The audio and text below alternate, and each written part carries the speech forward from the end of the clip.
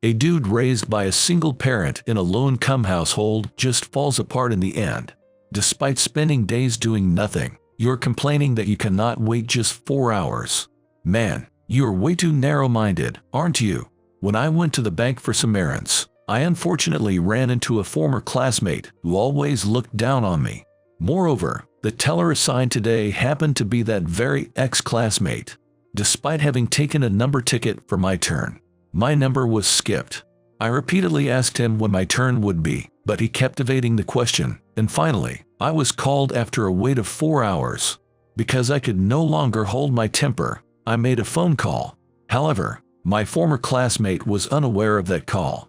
After that phone call, he went through rocking days only to be described as hell. My name is Jason. I was raised in a single-parent family, just my mother and me.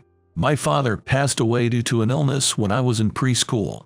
My mother used to be a full-time homemaker, but she started working toward income, survive, and raise me, eventually becoming a highly successful executive. I wanted to help with the family finances, but being just an elementary school student, there wasn't much I could do. So, I decided to take on household chores. "I'll do the cooking and laundry, Mom," I remember saying. The look on my mom's face at that moment is something I'll never forget. "What are you talking about?" her eyes seemed to say.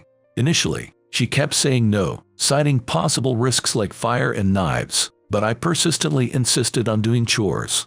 Eventually, she gave in and allowed me to do them. Of course, my mom understood that an elementary kid couldn't handle everything, so I initially solely took part in cleaning tasks such as scrubbing the bathroom. As for cooking, my mom supervised me whenever I worked with fire and knives. Additionally, she implemented the rule that I wouldn't handle fire and knives alone until I graduated from elementary school. Gradually, I learned to cook, and by the time I entered middle school, my mom finally allowed me to cook by myself, trusting me with all the household duties. However, I really learned how troublesome the household chores can be. I deeply respected all the people who do this every day, even as a child. Growing up like this, I didn't play much with friends after school.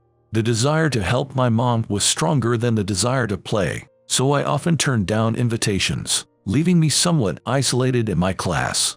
Especially Ken, a classmate at the time, always ridiculed me. "Jason, my mom told me your family is a single-parent household," he'd say. "Yeah, so," I responded.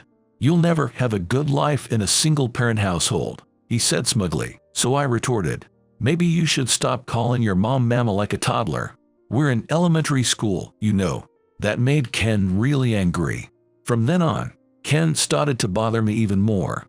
If I was using a short pencil, he'd say, "Being in a single-parent household, you can't even get a new pencil, huh?" And if my sweater happened to have a slight fray, he'd mock, "Can't afford a new one either, right?" The pencil was only half its original length, but still perfectly usable, and the sweater had just snagged a bit, with some yarn sticking out. Yet, Ken would find these things and taunt me, saying it's because I'm from a single-parent household. I tried to brush it off, saying, "It's still usable," or "It's just a small fray," but he'd laugh it off, saying, yeah, a kid from a single-parent, low-income family." I couldn't help but think that Ken just learned the phrase single-parent household and wanted to use it at any chance. His attitude didn't change even after we entered middle school. Even though we weren't in the same class, he'd greet me in the hallway with, "Hey, Jason from the single-parent household." By this time, I had started to completely ignore him. It was just too bothersome to engage. Instead, someone else appeared to stand up for me, shouting, "Ken, stop it, enough." That person was Emma, a classmate. I met Emma while I was at the supermarket, pondering over what to make for dinner. She was there to do her grocery shopping and approached me, asking, "Jason." My shopping basket was filled with vegetables and other ingredients, while Emma seemed to be there just to buy candies. Running errands. That's commendable. No, I'm just picking up ingredients for tonight's dinner and maybe some make-ahead dishes. Make-ahead dishes. She looked puzzled, almost robotic in her response, making me laugh. In my family, it's just my mom and me. She's always busy with work, so I do all the household chores. Wow. Does that mean you cook too? Of course. That's amazing, Jason. I don't do anything at home. Well, I think that's normal. We're still middle school students, after all. I said this with a smile, to which Emma responded with a wry smile, not sure how to react. I'm used to such reactions, so I added, well, I like doing it anyway. After that, Emma started to show more concern for me, saying things like, Jason, I've recently started learning to cook too. And when Ken bothered me, she'd get even angrier than me, saying, just because he's from a single-parent household doesn't mean Jason isn't trying hard. I don't want him to be talked down to by someone like you. If you have a complaint, try harder than Jason before you say anything. Each time, I would thank Emma. I didn't want to neglect my studies and give anyone a chance to say, it's the mother's poor upbringing. So, I try my best at my studies as well. If I didn't understand something, I'd ask Emma or other classmates and teachers. Time flew by living this way, and before I knew it, 3 years had passed, and it was time for our graduation ceremony. Emma called me over and confessed, seeing Jason, who does well in cooking, studying, and cleaning, I thought he's an amazing person. Then I've had a crush on Jason, who tries so hard. Will you go out with me? I also shared my honest feelings. You've always been special to me, Emma. You always defends me and helps me out. Please, let me be your boyfriend. And so, we became a couple. Years passed since our middle school graduation, and now in my late 20s, I went to Riverdale Bank, my main bank, for some errands. My number ticket was 36, and the current number being called at the counter was 33. 3 more people. I would be called soon, I thought, and sat down to wait. An hour was about to pass as I waited. The person with number 35 was taking an unusually long time, I thought. Anyway, I told Missy that we are here at the bank to transact money matters. So understandable. While waiting for my turn, I replied to work emails on my laptop, played games on my smartphone, checked social media, and watched videos to pass the time. Finally, the person with number 35 left the counter. Finally my turn, I thought as I put away my phone and held my number ticket, ready to be called. But then I heard, we will now assist number 37. Please come forward. The display also showed number 37. What? I was stunned, watching the person with number 37 head to the counter. Perhaps, the person with number 37 is in rush and asked to be called first, I thought. I wasn't sure, but I overheard someone request priority. Yes, that's the case, I convinced myself. Otherwise, why would the numbers be out of order? I returned to my seat. But one thing is bothering me. When I took my number ticket earlier, I saw that today's teller at my counter was named Ken. I thought, Ken. Didn't I have a classmate with that name? And when I glanced at the teller, it was indeed Ken. I almost called out, Ken, in surprise. I hadn't seen Ken since graduating from middle school, but he was immediately recognizable, still bearing the same look from those days. I just learned that he was working at this bank, and at this branch, no less, totally unexpected. Ken was the one who always called me the son from a single-parent household. Worried he might say something if he noticed me, I discreetly moved away, avoiding eye contact. I planned to get my banking done quickly and without any extra conversation when I reached the counter. I don't think he'd harass me here after all these years since graduation, considering this is his workplace. I want to believe he wouldn't stoop to such behavior at work, but still, my number isn't being called. Number 38 being called. Ken seemed calm, conducting his work as if nothing was amiss. Maybe I'll be called next, I thought, taking out my phone again. But still, my number isn't called. My number 36 is skipped. The counter display now showed number 60. Naturally, I approached the counter. Excuse me, I'm number 36. Haven't been called yet. I tried asking Ken, but without even looking up, he simply said, yes, you'll probably be called next. The order's a bit mixed up, but the next number is 45, and I'm 36. Yes, number 45, please come to the counter. My complaint is completely ignored. I wondered if this kind of attitude is really acceptable for a bank teller. I complained to the bank receptionist and explained that my number was skipped. I was either told to wait or informed that my concern would be passed on to the person in charge. I wanted to tell the bank receptionist, why not let someone else handle my transactions? but I zipped my mouth. By this point, I'd been at the bank for nearly 2 hours. At this rate, all I could do was wait here, ready for when my number was finally called. So, I set myself up to wait again, opening my laptop for work while keeping an eye on the counter. As it neared 3 p.m., the bank's closing time, I had been at Riverdale Bank for about 4 hours. In the end, my number was never called, and I heard the rattling sound of the counters being closed up for the day. "Wha?" I exclaimed in surprise, hurriedly packing up my laptop and grabbing my things before rushing to Ken's counter. "Hey, I haven't been called yet." When I showed him my number ticket, Ken snickered through his nose. "Oh, really? I thought I'd called a poor guy from the single-parent household last, but I totally forgot." He laughed mockingly. So, he knew it was me and did this on purpose.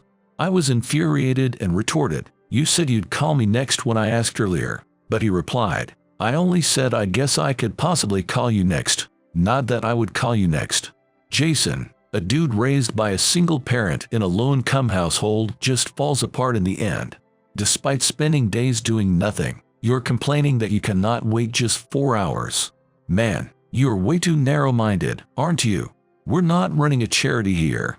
I was astounded by Ken's audacity. He knew it was me, judged me for being from a single-parent household, and made me wait 4 hours without an apology. And then he blamed me for being narrow-minded for not waiting. I decided then, fine, that's enough. "Huh? I'm ready to help you now. But it's past 3 p.m. Sorry, we're closed. Come back another day." Ken continued to laugh endlessly. Disappointed in Riverdale Bank for allowing such a person to sit as a teller, I left without another word. Then I took out my phone and made a call. The next day, the manager of Riverdale Bank was at my front door. "Mr. Jason, please reconsider closing your account with us." "No, sorry, I've already made up my mind. Please, we offer you anything we can do." Though the branch manager was persistent, not shaken at all. The person I called yesterday was the branch manager of the bank I visited. I told him I wanted to close my Riverdale Bank account. Because I was one of the long-time customer, the branch manager pleaded with me, almost screaming, "Why, Mr. Jason, after all these years?" But I simply replied, "I received unacceptable service from your teller, so I can't trust your bank anymore," and hung up. I wasn't sure if the branch manager had been informed about the incident, but he called me again that night and requested me to discuss further the following morning. And then, true to his words, the branch manager came to my house. Apparently, he was informed about yesterday's incident. He was constantly wiping his cold sweat while attempting to explain his side. "Ken was recently transferred to our branch, and he didn't know about you. We will fire Ken. He has history of receiving complaints during his assignment at the previous branch and had caused problems as well. I assure you he will be terminated effective immediately. The bank ensures Ken will never bother you again. If there's anything else we can do, please let us know. Please, reconsider closing your account." The manager was on the verge of kneeling, as if I had ordered him to kneel down before me. Of course, I definitely didn't want anyone kneeling on my doorstep. That's why I answered calmly, "No, it's not your fault. You weren't there at the time. However, the fact that the person responsible hasn't come to apologize feels insincere to me. Then I'll have Ken come to apologize." No, shouldn't he have been the first to come? The way he treated me yesterday, others must have seen it too. It's unacceptable not just as a bank employee, but also as a professional. I did tell him to come along. The manager's gaze was darting around. Knowing Ken, he probably said something like, "There's no way I yield under the demand of Jason to apologize," and ran off. Jason. When I turned around at the sound of my name, there was Emma. Emma and I have been together since middle school, and after graduating from college, we started living together. Lakeside Bank has agreed to accept our deposit on the terms you proposed. They're ready to proceed with the paperwork immediately. Got it, thanks. So, Mr. Manager, I'm sorry, but since Lakeside Bank is willing to accept our deposit under better terms, I can't retract the account closure at Riverdale Bank. Please proceed with the cancellation. As I said this, the manager finally seemed to accept defeat, his shoulders slumping as he trudged away. He seemed to have aged 20 years all at once. Maybe it's just because he already had gray hair. With the principle of strike while the iron is hot, I immediately headed to Lakeside Bank with Emma. I wonder if I did a disservice to the manager of Riverdale Bank, I mused, to which Emma replied more angrily than me. Not at all. The worst one is Ken, but the bank was complicit in letting it happen, right? And in the end, Ken never came to apologize. He's unbelievable, hasn't changed a bit since middle school. I've always admired this aspect of Emma, unchanged since the old days. Well, the contract with Riverdale Bank is ending, and we won't be involved with them anymore. Let's leave it at that. Even if Jason is fine with it, I'm not. If I find Ken, I won't forgive him. Inexplicably practicing her pinches. I wished she'd be more calm about it. And when we arrived at Lakeside Bank, we were in for a surprise. Ken, what are you doing here? There he was, Ken, looking a bit disheveled in his suit. Upon seeing us, he rushed over, shouting, Jason, it's all your fault. Why did a poor guy like you have a $100 million in our bank? And why are you transferring it to another bank? Well, your attitude yesterday was terrible, so I'm changing banks. What? You must be from a single-parent household, destined to be poor. That $100 million must be dirty money. How did someone like you even get that kind of money? It's clean money. Emma and I run a company together, and we earned it through our business. As Ken ranted, Emma retorted, you probably don't know, but our company is doing really well. It's called Helpful Hair, a home service company. Helpful Hair, the company from the TV commercials, providing home services. Yes, that's our company. In fact, Emma and I run a business together, mainly a home service company. Growing up in a single-parent household and doing all the chores, I knew how tough it was. So, after graduating from college, Emma and I started the company. It turned out to be a huge success, and now my bank account held $100 million. Ken, you see, Jason is not poor anymore. And because you looked down on him and behaved so poorly, you got fired from the bank. You're still stuck in the past, and that's why this happened. Emma said this with a look of disdain. Ken just crumbled on the spot. After that, we successfully switched our main bank to Lakeside Bank. The branch manager was overjoyed, welcoming us warmly. When we entered the conference room, there was a banner saying, "Welcome, Mr. Jason." And the CEO of Lakeside Bank even came to personally thank us, saying, "Thank you for choosing our bank. We will follow you for life." I remember feeling a stark contrast in treatment compared to Riverdale Bank. The promise of following for life was a bit heavy, but the atmosphere at Lakeside Bank was good, and I started looking forward to dealing with them. Actually, Ken came to my house just once and pleaded with me saying, "I apologize for everything. Please personally ask the manager to be lenient on this issue and not to dismiss me." However, I firmly replied, "It's too late for apologies." Then, "Can you hire me at your company?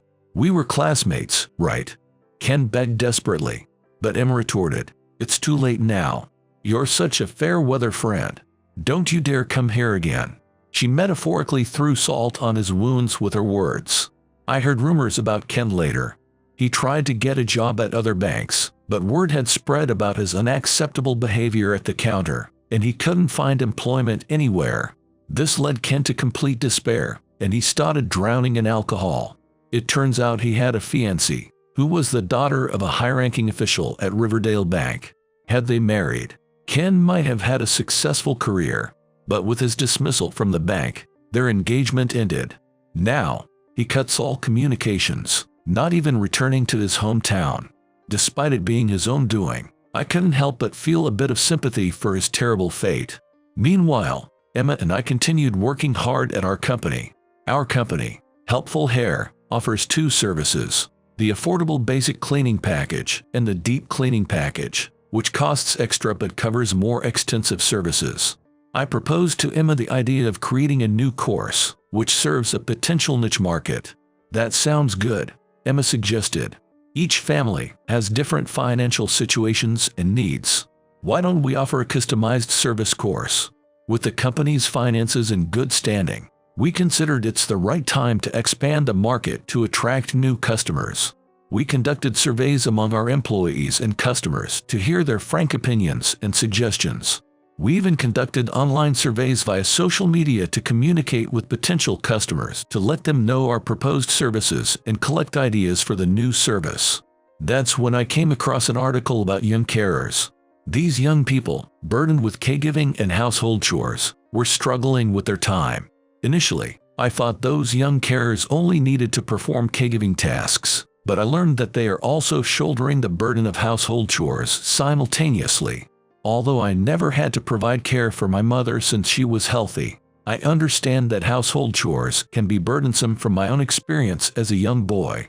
These young carers, juggling both caregiving and household chores, have such tough daily lives. I remember not having any time to play with friends because even just doing household chores was so demanding. That's when an idea struck me. If families who depend on young carers could also utilize our services, we might at least reduce their burden of household chores. My idea is that the price should be lower than our basic course, almost resembling volunteer work, so that families in dire need of our services can afford them. I shared this idea with Emma and asking for her opinion. What do you think about this? That's a great idea. It suits the current social climate and will surely be a hit. Once Emma approved my plan, I shared the concept with our team, and everyone unanimously supported it. I'll do anything to help these young people. If we can help the young ones, count me in for anything, said veteran employee Mrs. Johnson, leading the way, followed by others saying, for young students, studying and having fun are also part of their job. It'd be a waste not to enjoy their youth. Realizing the incredible energy of our team, I decided to officially launch this course. We named this service for young care families the Helping Hands course, and it was an immediate hit. We have received numerous inquiries and bookings. The volume of inquiries itself indicates a high level of interest in our services, and eventually, TV and lifestyle magazines feature our services. Thanks to these media outlets, our business bloomed further. We were so short-staffed that I often found myself going to clients' homes to provide the service. There was significant demand for male staff, so I took the lead in such cases to fulfill with the customers' requests. Working on-site and hearing the gratitude from clients, I felt fulfilled and knew I was doing the right job. As the company's profit increases, we add more male staff. Despite the hectic schedule, I remained satisfied with my life. Today, Emma and I are on our first extended vacation in months, enjoying the trip. We chose a rather upscaling, partly with the intent to observe and learn from the staff's professionalism for our business. It's important to absorb everything that can serve as a reference for work. We'll take the best practices and provide even better service. Amid the hectic schedule, Emma and I managed to get married. Emma and I had been living together for many years since graduating from college. I was completely consumed with running the company, and Emma supported me in every way. As a result, marriage became a secondary concern for us. The incident with Ken was what finally prompted us to consider marriage. Ever since we met in middle school, Emma had always been more upset than me whenever I was ridiculed, always standing up for me. I realized then that I couldn't let such a wonderful person go. One day, out of the blue, I asked her, Emma, I know it's late, but shall we get married? Laughing, Emma responded, it really is about time, isn't it? But I'm happy you asked. I'll always be here to protect you, Jason. Indeed, Emma has always been my protector. I hope I can protect her too, and that we can continue to support each other. Being able to relax like this is a reward for all our hard work, Emma said. Truly, thank you for everything, Emma, I replied. And thank you, Jason. Well done, she said. We expressed our gratitude to each other. It would be great to grow the company even bigger. Then maybe fewer people will call you the poor kid from a single-parent household. Yeah, the one who said that the most is now missing. Karma. Your background doesn't dictate your effort and results. Right, as Emma said, one's family background doesn't determine their ability to achieve success. Though I didn't grow up in a normal family with both parents, I managed to graduate college, start a company, and keep it thriving. In the end, it's all about personal effort. I believe that effort always yields good results.